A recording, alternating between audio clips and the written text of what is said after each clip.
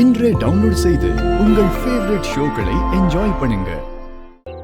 நீ எதுக்குடா ரோட்ல எல்லாம் சண்டை போடுற? அதுவும் அவ கண்ணில் படுற மாதிரியா சண்டை போடுவ?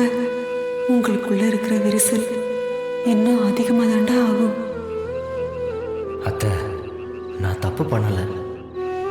என் கண்ணு முன்னாடி என் அண்ணன் ஒருத்தன் அடிக்கிறான். அவன் கையில போட்டிருக்கிற மோதிரத்தை களவாட பார்க்கறான். அது எப்படி அத்தை நான் பார்த்துட்டு இருக்க முடியும்? அதுதான் சண்டை போட்டேன். இதுக்கெல்லாம் அவன் கோச்சு பானெல்லாம் ஒதுங்கி போக முடியாது அத்தை. மரா, நீயும் நல்லவ, அவளும் நல்லவ.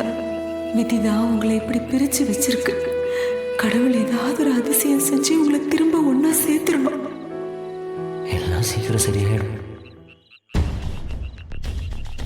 என்ன பார்த்துட்டு இருக்கு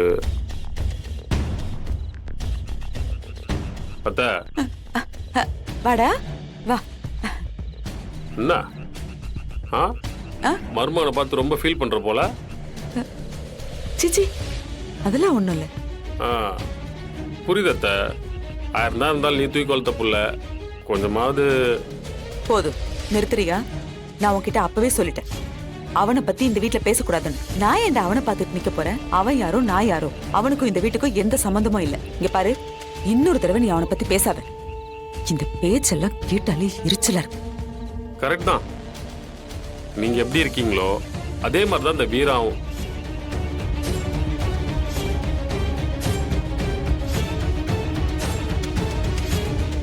பாவம் அத்த, இவ்வளவு நேரம் ஒரே புலம்பல். இவன் ரோட்ல அங்கங்க கலாட்டா பண்ணிட்டு இருக்கானா, குடிச்சிட்டு வேற சுத்திட்டு இருக்கானா. அதை வீரா பார்த்துட்டு ரொம்ப ஹர்ட் ஆயிருக்காங்க. நான் தான் சொல்லி புரிய வச்சு சமாதானப்படுத்தி தூங்க வச்சுட்டு வந்தேன்.